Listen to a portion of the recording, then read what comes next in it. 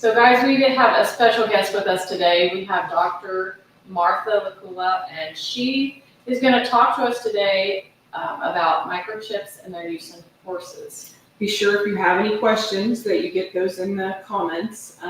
One lucky viewer is going to take home a little shopping spree of Merck Animal Health products, $100 worth. Woo-hoo. So make sure you get your comments in there. Either tell us hello or ask a question if you have one. And with that, Dr. LaColla, we're going to turn it over to you. Thank you for joining us. Hi, good afternoon. Thanks for the invite. We're here to talk something that we're very passionate about, which is identification in horses. I work on the part of the technology of the business, and that includes the microchipping for horses. So we're going to do an overview of what is a microchip, what's inside the microchip, what technology does it use, what are the ISO standard microchips that we hear so much about, and then we're going to talk about the advances in microchip technology. So the first point is, what is a microchip? So microchip, it's a RFID, which is radio frequency identification, and it communicates between a reader and a chip. The chip only holds 15 digits. So it's not a GPS. It's more like a social security number that each person has their own. So there's no other information inside that chip. And you cannot locate a horse based on that chip. So what you have inside, you have an integrated circuit. You have an antenna, which is a really thin copper wire. And all of that goes inside a very small tube, the size of a grain of rice.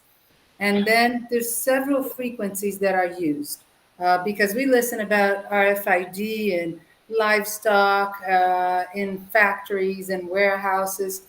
They're the same technology, but depending on the frequency, they're used in different ways. So how does it work? I have a reader with me here, right? So when I turn on the reader sends out an interrogation, we call it an RFID interrogation, and it's going to go asking, is there a microchip here? Is there a microchip here? And he goes answering until he gets a response from the microchip. And what kind of response he gets? It's just those 15-digit numbers.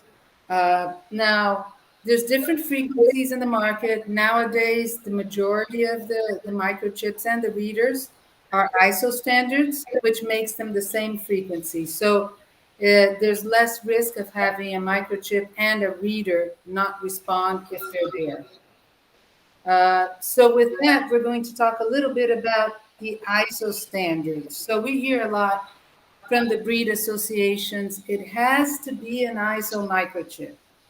And why is that so important? Because ISO is an international standard organization, which delineates all the details of how it has to work. So it will give manufacturer codes, like we have a manufacturer code, which is 985. So every time that you see a microchip starting in 985, you know it's a Merck Animal Health microchip. It also has country codes. So the US is 840.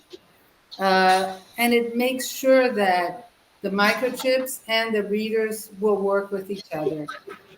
Besides that, the ISO standards, they avoid having any duplication. So you cannot have anywhere in the world an ISO microchip with the same number.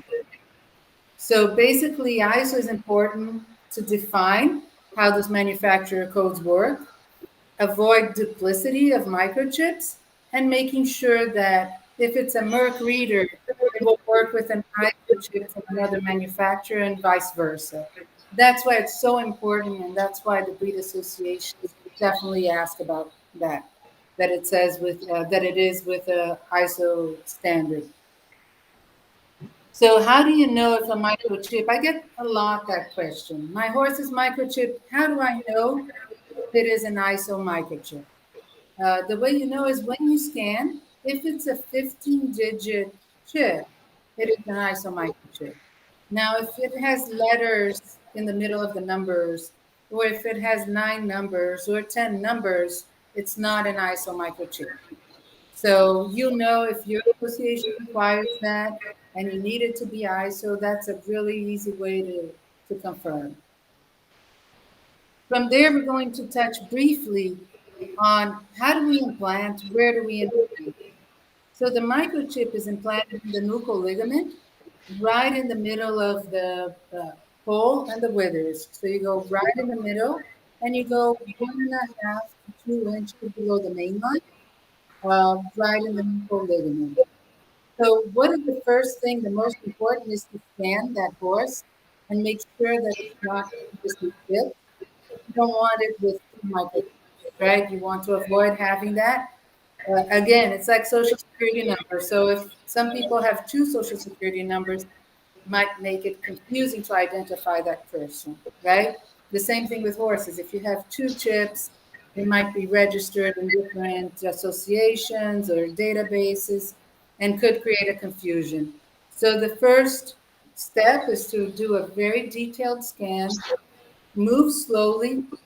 That's very important.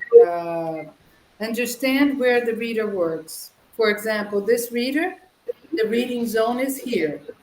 I've seen people using this reader and believing that the reading zone is here and pointing it to the horse. It's not like that. It has to lie flat on the skin. And you go all the way from the pole to the withers, switch it to 90 degrees, and go again longitudinally down the neck. Cover it well to make sure there's not a chip. Then the second step, make sure that the chip is correct. It really doesn't happen to be incorrect, but it's always good to check. So you scan the chip in the package, like I'm doing here. It will show a number, and I can confirm that it is the same number on the label. The other is to make sure that the packaging is intact. There's no holes, there's not perforated. Based on that, you can go and prepare the site. You could shave the location, but just using a septical technique should work. Many times chlorhexidine and then alcohol or similar. With that, you can, I'll get it here so we can go together. The package is open and it has a lock on the bottom of the syringe. Here it is. You remove the lock, you remove the cap, and you inject it on a 90-degree angle, just like if we're doing a intramuscular injection. At the end, you will see if you push the plunger all the way, I have the microchip in my hands, and you can see how tiny it is, right? After it's implanted, scan again and make sure it was properly implanted. We recommend it to be implanted by a veterinarian or supervised by a veterinarian or according to state laws. Some state laws do not require that, but that would be our general recommendation. These horses are going to have this chip for their whole life, so a proper technique is very important. Moving from that, we're going to talk a bit about concerns with implantation, what we hear the market asking us, what their concerns are in implanting a horse. So the main concerns that we get are pain and inflammatory process on implantation. And for that, there's some really nice studies done out there that have shown that the inflammation is limited to a couple of days. And how do we know that? There's a study that had 18 mares, and they used 3 groups. So one group, they implanted the chip. The other one, they just injected the needle, removed it. And the other one, they didn't do the needle or the microchip. And they compared the level of inflammation and pain. They also checked blood markers for inflammation, and we saw that the blood markers did not show signs of inflammation. There was just this mild inflammation locally, for 2 days. There are other studies that show the same with a larger number of horses. So normally you don't have any type of reaction, but we would caution to not do it right before a very important event because there could be this mild inflammation locally. The other question we get a lot is about migration. So there's a very nice study that they did where they measured where the microchip was located to the fourth cervical vertebrae. They took x-rays along periods of time, and they saw that the microchip remained in place over that period of time. So we know that if properly implanted in the nuchal ligament, the microchip does not tend to migrate. We hear from the market some cases that could have migrated, but in the past there was some subcutaneous tissue implantation that might have led to migration. Definitely on the nuchal ligament, we don't hear of those when the proper technique was used. To confirm that, there was one more study with 53 animals, and there they just did it with the readers, not with the radiographs, but they also did not detect migration. So it's not something that is commonly happening. I myself haven't seen one that has migrated being implanted in the nuchal ligament. Besides that, our chips have a little cap on the end of it. It's too tiny for you guys to see, but there's a little cap on one side, and this cap helps it adhere to the tissues and helps keep it in place. It's called the biobond cap. So it's one more factor to help keep that microchip in the nuchal ligament where it was implanted. So now we're going to talk a little bit about the new part that we like a lot, which is that we have a microchip that measures temperature. So it does the identification and the temperature at the same time. That's really nice because we all know how it is to take temperatures of horses. I think we all probably had some interesting experiences with that. So with the scanner, it's immediate. At the same time that you see the temp identification, you will see the temperature. So this is the time that it would take to measure a temperature as well, not only to identify. Now, there's some aspects to that. One is that first, the accuracy, right? How accurate it is. That we get that question a lot. So what we call accuracy is how is the temperature compared to a reference thermometer? So if you put the microchips in a water bath at a certain temperature and compare the microchips to a reference thermometer, we know that the variation, according to published studies, is 007 Celsius or 012 plus minus 012 Celsius. That's around 0.13 Fahrenheit plus minus 0.22 Fahrenheit. So it is a good thermometer. It works well in terms of comparison to that reference thermometer. So that's the accuracy aspect. Now, there's another aspect, which is variation of temperature due to the implantation site. So it's just like when at COVID, I would go to physical therapy, they would measure my temperature in my wrist, or you can do forehead.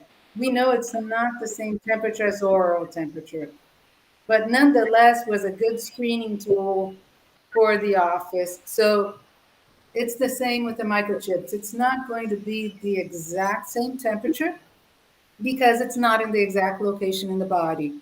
But the trends are similar with the rectal, and you will be able to detect any abnormality on that trend. So it's very exciting to see that you can scan. There's farms that scan dozens of horses in such a speed that you can't really do with rectal. Besides that, it's clean, it's safer, it's quicker. And you can, if you partner, we partner with Equitrace app. If you use the Equitrace app, all the temperatures go to the app, and it will be put in a graph, and you're going to be able to see if there was a spike in temperature or not. Very easily, right? You look there and you see the graph and you already know. And the nice thing about it is that the app is shared with the whole farm. So if you have someone checking those temperatures at the barn, the vet can be in another location and look in the app and see those temperatures. So it's a really nice feature. Now I get some questions that I'm going to address already. One is, does it have to be calibrated? And no, it does not. Once implanted, we check the calibration one by one at the manufacturing plant. But because it doesn't have any moving parts, there's no need for calibration. The other question that we get is, how long is it going to last? Is the chip going to last for a very long time with identification, and the temperature perhaps lasts just for a few years? And no, it lasts the same period of time. It lasts for the life of the animal for decades. So we're very excited about that. The other question is, how can you read that temperature? And that can be, or with, for example, our readers. This reader detects the temperature, reads, displays, communicates with the app if needed through the Bluetooth. The Home Again reader, if you have an old Home Again reader or the new Home Again reader, they will also read the temperatures. If you have any of our livestock readers, like the RS-420, the LPR, or our Agrident readers, all those will read as well, in case you already have them and you're using those out there. Uh, there's interesting studies that have been done in foals in Australia that shows the temperatures going from 2 weeks to 24 weeks of age. So they implanted the foal at 2 weeks and they followed the rectal temperature, the microchip temperature over that period of time. And you see that over time, you see the trends very similar. But again, if you have that tool of the Equitrace, it's easy to see that trend for each individual animal very quickly. So the reader is called the GPR Plus, this reader. Right here, it has the neoprene cover. Comes in a plastic case. So if I take out the case, this is what it looks like. And it has Bluetooth in all the readers that helps communicate with the app. It also holds memories, so you could have memory up to 3,000 scans. So it's a very robust, good reader for horses. The products, we basically have this one that I showed you guys, the biothermal. And if you really are sure that you're not going to use the temperature, there's a version of it without the temperature, which is the life chip. I would strongly recommend for very little amount, uh, get the one with temperature. It definitely, in some point, it might be really helpful. I'd love if my animals all had been implanted with those, which was not the case because it's been a while ago, but it can be helpful in any moment. Besides this, microchips have been helpful to identify animals in competition, to reunite after natural disasters. We saw that here in Texas a few years ago, the hurricane in Houston, of how many animals got separated from their owners, and definitely if they're chipped, you increase the chances of that happening. So just to conclude main points, microchips are reliable. Once they are implanted, the number cannot be altered, right? It's there, it's that horse, it's that social security number. The technology is RFID, which is radio frequency identification. It's not a GPS. You cannot locate a horse through the microchip. So there's no visibility on that. It's just when you scan, you get those 15 digit numbers.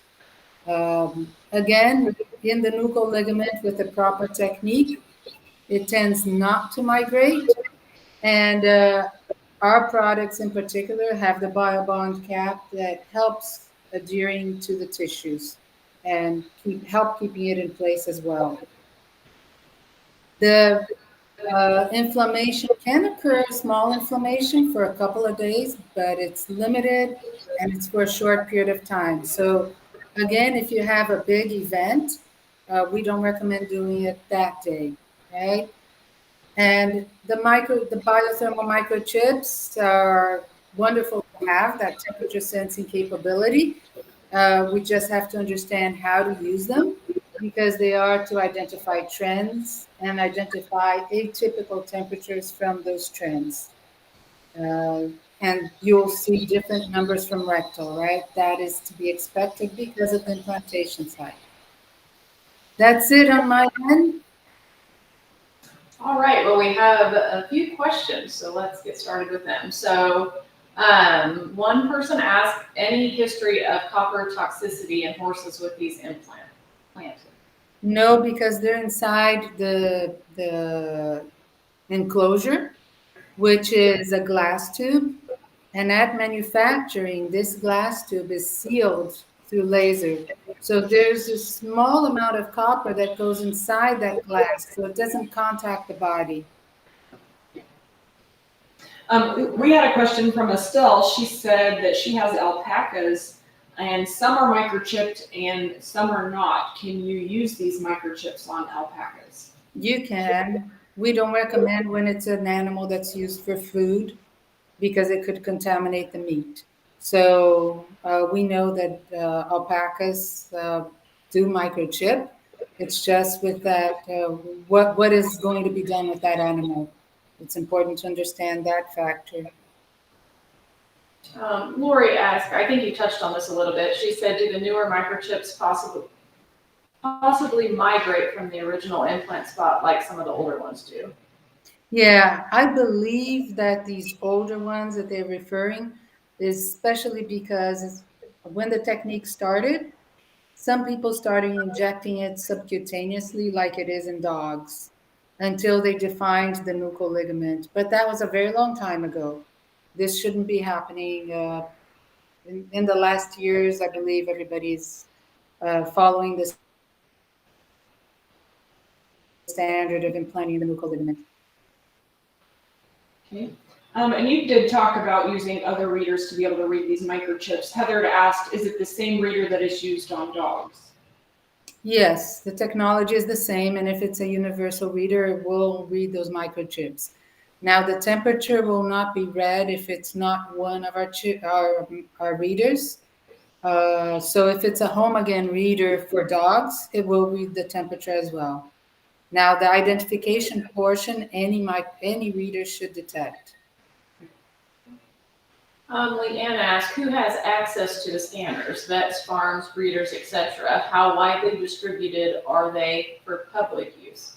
Yeah, they're quite accessible. You can find scanners almost everywhere with the distributors, and it's easily found.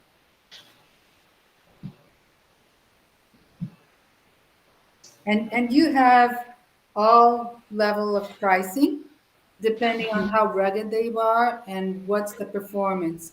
And when we talk about performance is the distance that it can pick the microchip. So a lower cost microchip reader has to be closer to the chip to be able to detect it. And usually they will, of course, their lower cost is going to break more easily than a microchip reader like this one that's more rugged, more for professional use.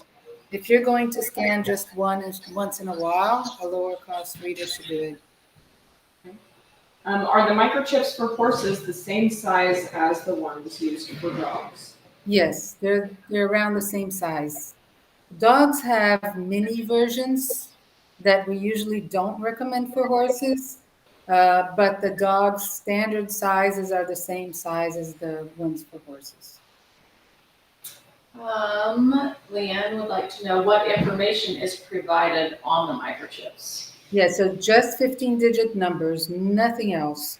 So you won't be able to get any other information. So that's why it's important to register it or with the breed association, or you can register it with Home Again as well. Because if you see the first codes, the 985, you will probably call Home Again. So you can do that registration with Home Again if you wish, but the breed associations do it as well. Okay, that kind of goes along with Sarah's question. She said, is the data shared in any way with third parties? How is it protected or secured? Yeah, so there's no data.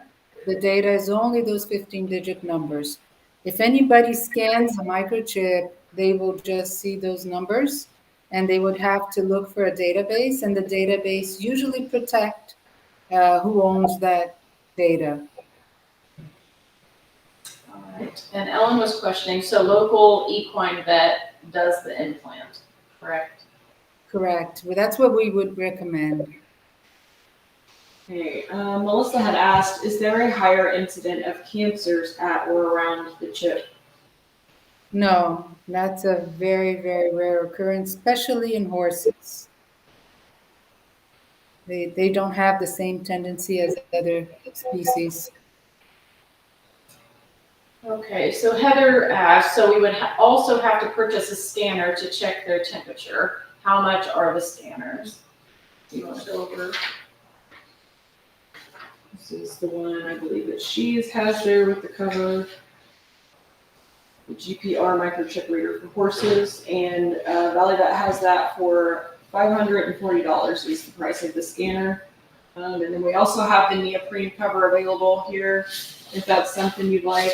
The life chip for horses and the biothermo chip. We also have both of those.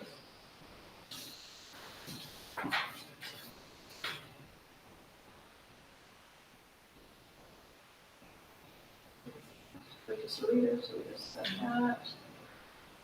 Yes, Estelle, this can all be ordered from Valley Vet. Yeah, once we're done, I will share the links to where you can find everything. Steve, are you asking about the cost in the chips, I assume? The life chip is $9.75 here, $9.75, and then the biothermo microchip is $14.82. Yeah, so for that small difference, I definitely would recommend having that feature. So Heather had a question. So the chip is scanned to identify the horse and also can tell you their temperature. Is there one made with a GPS to find the horse if it gets lost? No, and that's because microchips are passive, which means they don't have any battery. To be able to locate the horse, to have that GPS feature, it would have to have a battery. That's why when you see these GPS locators for dogs, for example, they have to be charged, all right, or have a battery that have to be replaced. For GPS, you need that battery, which we don't have on the microchip. It's passive, it has no batteries. Ellen had asked, do the previous chips have temperature, or is this just a recent feature? We had microchips with temperatures. We have had them for a while, but especially the partnership and understanding the tool to see the graphs, that's been more recent. Lori, where can we purchase the microchips with temperature? You can get them at Valley Vet Supply. Again, I'll share the links when we're done if my vet doesn't carry them. So you can get them at Valley Vet. Oh, Heather had a good question. Yeah. Is there a monthly cost for the app, or is that a free app?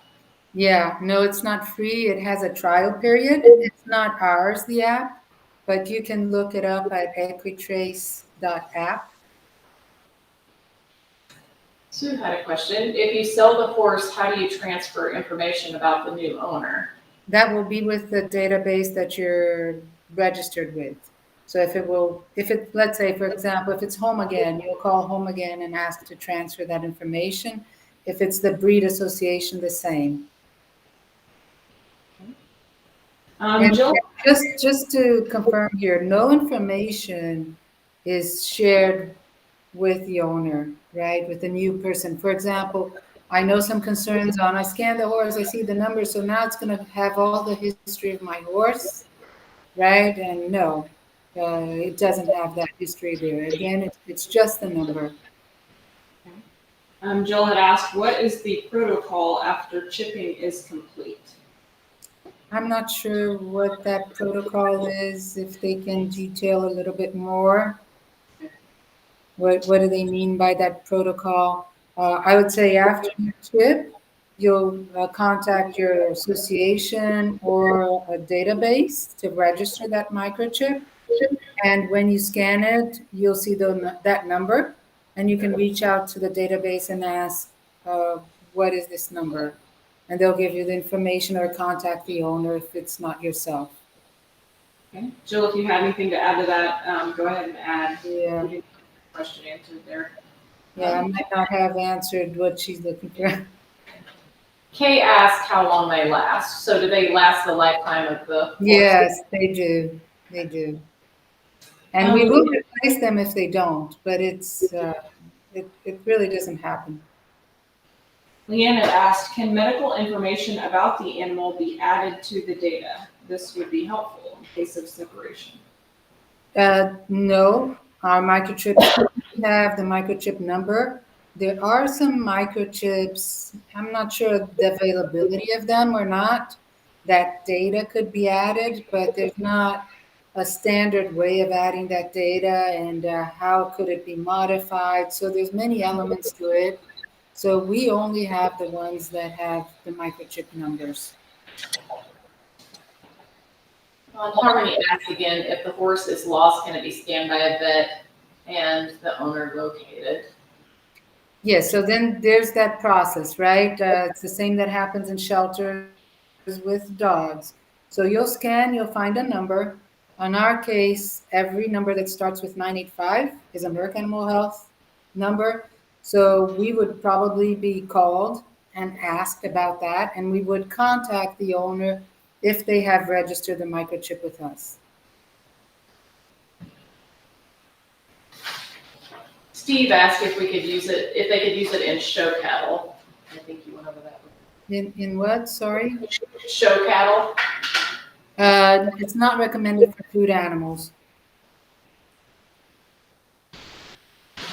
All right, well, that's all the questions for now. Lots of questions. Good. All right, does anybody else have any other questions at all?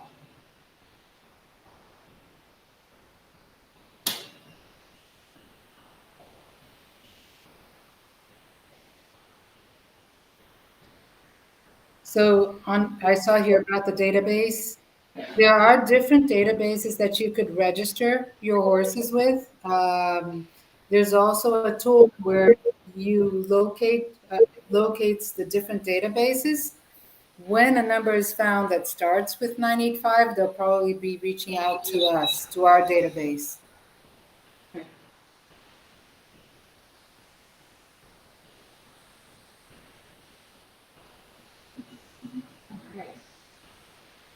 Dr. LaColla, did you have anything else to add before we draw a winner today? Yes, microchip your animals, dogs, horses, cats.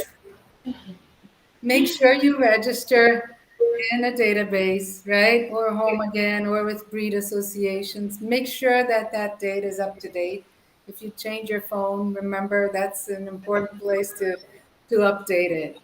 And if you can, use the ones that have temperature because it's so nice to have. So that's it. Wendy asked a question. She goes, how do you know which database? Can they just choose any? Yeah, they can choose the database. They can ask some guidance from breed associations as well.